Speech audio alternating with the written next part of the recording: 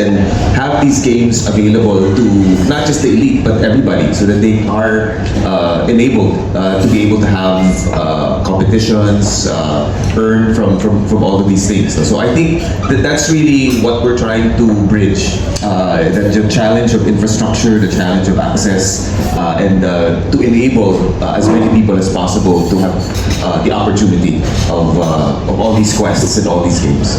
Right. So I like what you mentioned about earlier about the esports team, no? That you have to be like well trained. These are what you mentioned elite. And I remember like one of the promise of Web3 is that anyone doesn't have to be someone who is already at the top, but anyone can be trained to be able to achieve these things, to earn income and all those other things that they can do with all of what Web3 can bring. So now, I guess I mentioned earlier that one of the first requirements is, of course, the internet connection, and then, of course, the training, etc. But how do we ensure that, these programs are truly open to all, regardless of geography, regardless of their educational background? One of the things that I like with IT, for example, is that you don't actually have to be a graduate now, especially in IT. So, but yeah, I think we can have for one of the easiest ways, one of the most obvious ways that we do that is we make it free. So you can create an account, join metaversity.com to access our on-demand crash courses. And on top of that, I think we're the only on-demand learning platform that's not just free, but also rewards you based on what you accomplish. So let's say you accomplish one of 3 of our skill trees, you get rewards for that. And when you finish all of it, you get rewarded as well. So they're certification courses, and they reward you when you accomplish it. And all you need really is internet and an email address. And so you can access that on your mobile phone or every device that you have. I think I like the combination of the 3 people here, right? Because first comes access, second comes awareness, and then top of the funnel is what you do. And then like you have a follow through, which is go through the funnel and then like potentially do more, right? What Bianca said, right? These are all free.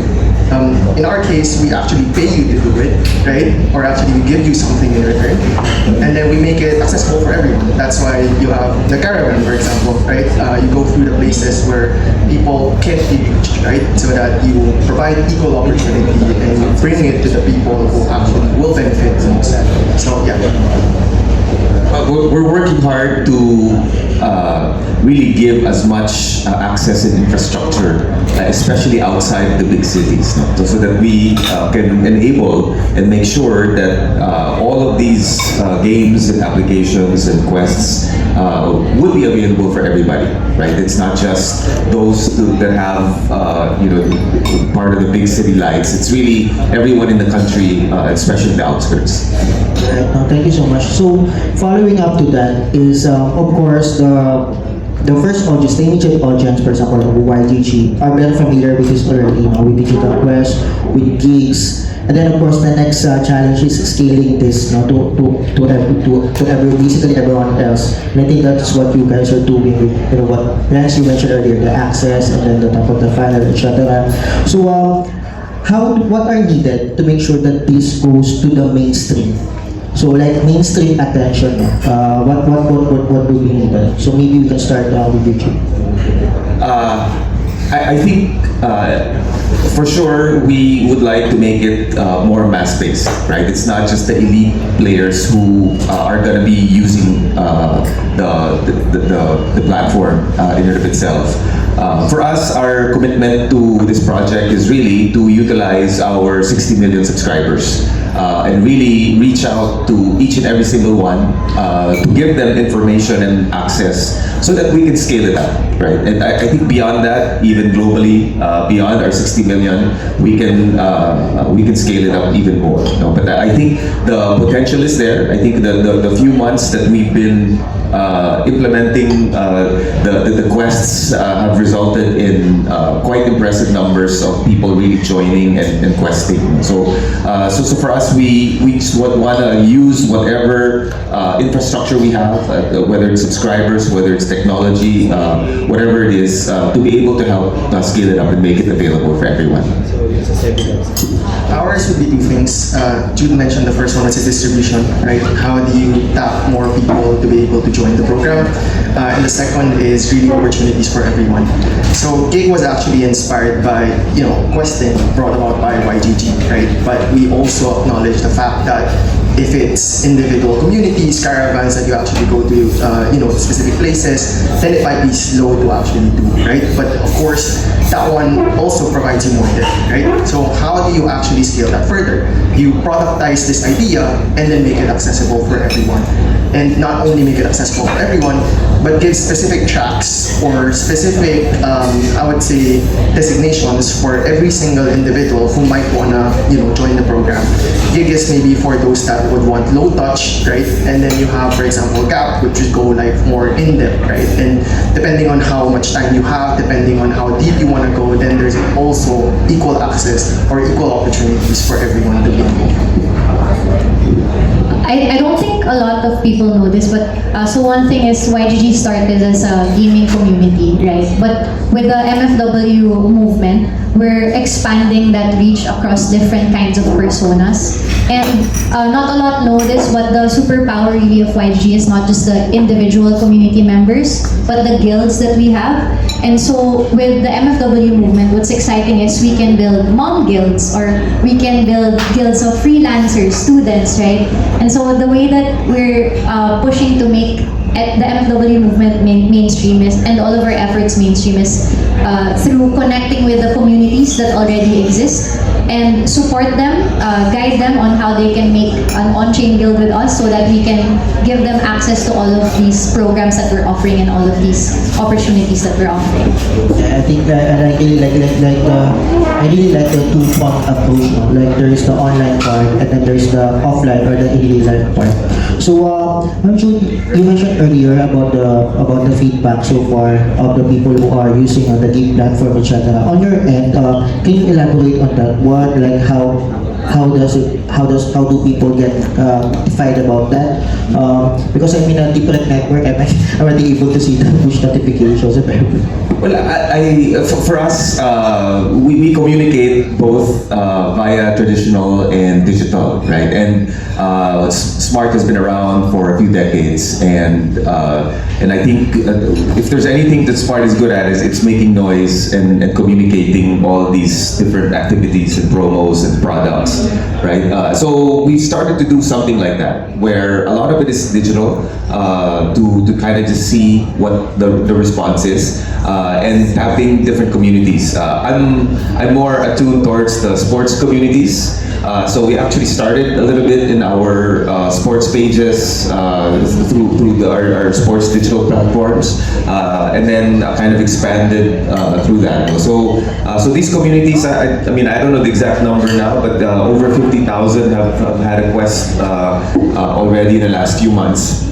And each has earned something, right? I think mostly smart products or points or coins to be able to utilize more smart products. But I think those are what we can learn from and scale up in these pocket communities, and then scaling it up to even bigger communities. Ika nga kung sa sports, hindi lang yung PBA players, but we just go to the barangay levels of basketball players na, so that we can really expand everything. No? And you expand that to the other guilds and not just sports, then I think we have a good chance of scaling it up. Alright, thank you so much, Juno. I think this calls for a follow-up interview afterwards. I guess my final question to the three of you is like, how do you see the long-term goal of this space? Like, can this questing, for example, the gig thing, no? So, can this be like a stepping stone to full-time careers or entrepreneurship? I know that our film earlier, no, we talk about the people who actually made it, no, made this like a full-time career on the side. So, but on you guys, like, how do you see the long-term growth of this one? We start with Bianca and then Benz and Drew. Yeah, I think it's time that we question what it means to have a career. So as an MFW, right, it can look very different depending on what your interests are. So if you're a gamer, your day might be filled with more games, right? A lot of involvement and parallel tasks related to games. let's say if you're a freelancer wanting to find more gigs outside of the usual platforms where you look for jobs, you can also look for gigs with YGG or the MFW as an MFW. And so I guess that's the like something we can rethink. And so how I see the future would be that your day will look like a series of time blocks where you do different things that make you happy and also make you financially independent, right? Earn digital badges, get paid for doing smaller gig tasks or take on highly skilled work depending on what you have accomplished in the metaversity. Like everything, like every day can be different, no? Not just 9 to 5, transportation, sleep, and then the next day. So, Yeah, for us, it's really not any different from how freelancing is currently in the works, right? Except that in terms or instead of just like focusing on the physical space, which is here, or something that's more tangible, say a report or like an actual physical output, it can also exist in the virtual worlds, right? A game, for example, like Second Life, allows people to be contracted by doing certain like jobs within like the ecosystem or the environment itself. And mind you, that is not actually a Web3 game; it is a Web2 game, right? So we've seen a lot of this even in the Web2 days. I myself, for example, has experienced this before, where I was paid to grind for someone's account, right? And I know like a lot of gamers have also experienced that. So it is a job that, or these are jobs that have existed from before, or now like or it's not just now more socially accepted, and we can see like various applications and implementations of this now that we're more attuned towards more digital nation, so to speak, right?